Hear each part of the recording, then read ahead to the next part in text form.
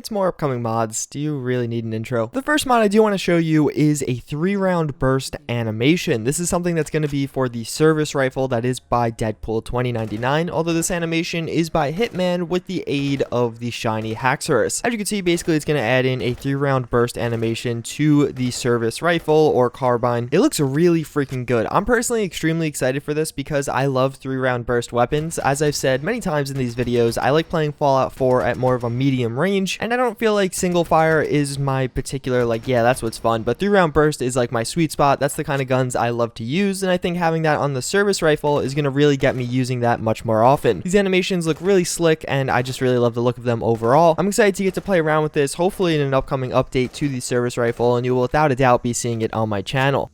So we do actually have an upcoming update or really overhaul of the Scar H. This is a mod, of course, by the shiny Haxorus. This was his weapon mod debut into Fallout 4. I personally remember when this mod came out because I feel like this was one of the first like new era weapon mods. It set things on another level compared to what we had previously. Obviously now by today's standards it's a little bit more dated, although it is still a very usable and high quality weapon. There are some better ones out there today, so more or less what the shiny Haxorus is doing is going back and revitalizing that mod. He basically describes he is rebuilding it mostly from the ground up. There's going to be some new textures, some new models, some new animations it seems like as well. In addition, we're going to get totally new attachments and really just it seems like a lot more of a fleshed out weapon. There's going to be a lot more to this gun as compared to its current version that you could go and download right now, and I think it's looking very promising. Going through some of the images again, you can see some of the different textures and kind of paint jobs that will be available for it, as well as some different attachments. You do have a pretty nice drum mag there, as well as those different scopes and sights that we do have available. And put simply, just seeing it on the wall like that makes it look great. This is a weapon mod I'm excited to download. As you can see, even just in some of these wall images, there are a bunch of different attachments that we're going to have available. I'm really excited to get my hands on this one as well.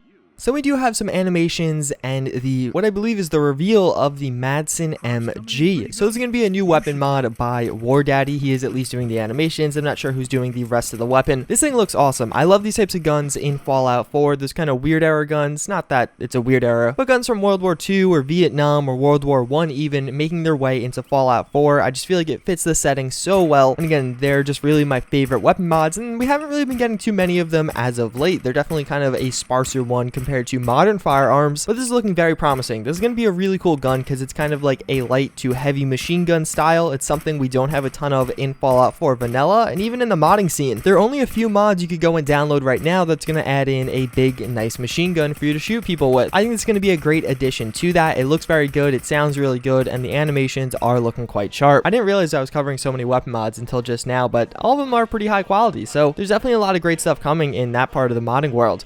So we have another update to the vintage submachine gun or Rising M50. I don't know if I'm pronouncing that right still, but whatever. This is the submachine gun I did show you a little bit ago. It's a pretty interesting looking weapon. These are some of the first in-game screenshots we have of it. Yeah, so though this looks like it would be a kind of medium to long range semi-automatic rifle, it actually is a submachine gun that is going to be fully automatic. It honestly looks great. These are again some of the first like first person shots. We had some third person shots of it before, but these ones, it actually kind of gives you an idea of what it's going to be like to use it. The mod author does say a lot of this still is a placeholder. There is still development to be done, especially on the textures, and it seems like it's using some of the vanilla animations there, so hopefully that does get changed as well. But regardless, it seems like another high quality and different weapon that's going to kind of separate itself from the pack. So we do have some more images for this upcoming power armor mod or power armor paint job mod that I have been showing you. It is by Monkey Spunk. I don't really know too many details about this. He has made a ton of different armor mods in the past. There's two main components. Now we actually have some images of like paint jobs on T60 helmets. I really don't know how that's going to be implemented, but these look badass.